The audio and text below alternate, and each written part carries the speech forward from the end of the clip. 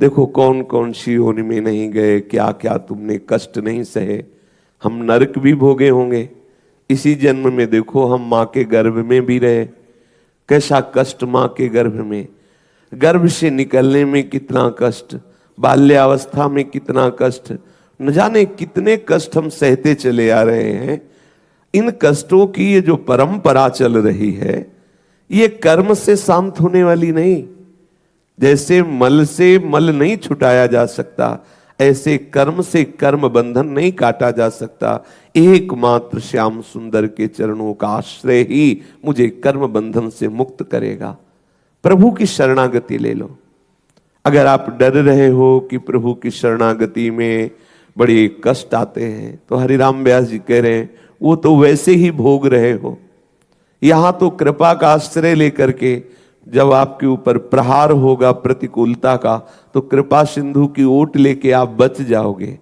कृपा सिंधु तुम्हें करुणावंत संतों की संगति देंगे, जिनकी वाणी से आपको धैर्य मिलेगा। ये दुखालय बैठा लो हृदय में, यहां सुख है ही नहीं। अगर आपने मान रखा है किसी व्यक्ति में सुख, किसी वस्तु में सुख, तो आप अज्ञानी हैं। अज्ञान के कारण, मोह के कारण, अविद्या के कारण आपको ऐसा लग रहा है। इस दुख से तभी निवृत्त होगे जब शरीर संसार का पूर्ण विस्मरण हो जाए, एकमात्र प्रभु के स्मरण में हम डूब जाएं, शरीर की शुद्ध ही न रहे। जब तक ऐसी स्थिति नहीं आएगी, तब तक दुख से निपटना बहुत कठिन है। प्रभु के चरणों का आश्रय ले लो और साधु संगति करो, क्योंकि करुणावंत संत महापुरुष जन कैसे दुख से बचा जाता है, वो अपनी वाणी के द्वारा, उन युक्तियों के द्वारा हमें धैर्य बंधाएंगे, हमें इस भव समुद्र से पार करेंगे। कोई कर्म का आश्रय लेकर कर्म बंधन मुक्त नहीं हो सकता। भगवद आश्रित होने पर ही समस्त कटे कर्म बंधन संसारी। वो हमें जन्म मरण का हेतु, नाना प्रकार के दुख प्रदान करने वाले जो कर्म है, वो नष्ट हो जाते हैं। सन्मुख हो जीव मोहि जबहि, जन्म कोटि अघनाशों तबहि। करोड़ों जन्मों के कर्म बंधन प्रभु नष्ट कर देते, फिर और भी आगे हैं करोड़ों के। इसलिए कुछ न कुछ थोड़ा भुगवा कर प्रभु पवित्र करते। पर तुम धैर्यवान बनो। हरिराम व्यास जी कह रहे हैं संतों का संग करो, प्रभु के चरणों की भक्ति करो, और भागवत, श्रीमद् भागवत के सिद्धांत को हृदय में धारण करो, तो तुम्हारे अंदर शुद्ध बुद्धि हो जाएगी। तुम सहने योग्य बन जाओगे। सहना पड़ेगा।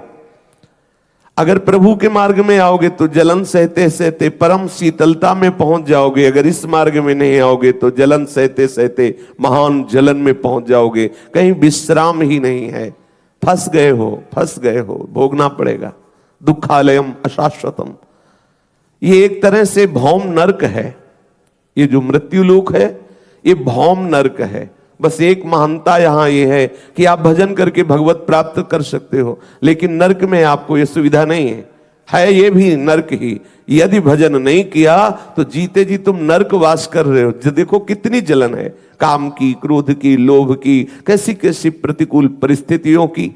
यदि हरि शरण हो तो बस एक महानता इस लोक की यही है कि तुम हरि नाम जप करके, हरि आश्रित होकर मुक्त हो सकते हो। बस अगर इससे आप रहित हो तो ये भौम नरक केवल तुम्हें भ्रम से लग रहा है कि हम सुख भोग रहे हैं, जब स्वयं भगवान इसे घोषित किए हैं मृत्यु लोक तो मरोगे, दुखालयम तो दुख भोगोगे, क्योंकि है ही। पर ऐसा माया का भ्रम है कि वो दुख को ही सुख रूप में ऐसी भेजती रहती कि मुझे लगता है ये सुख है, और हम सदैव दुखी बने रहते हैं।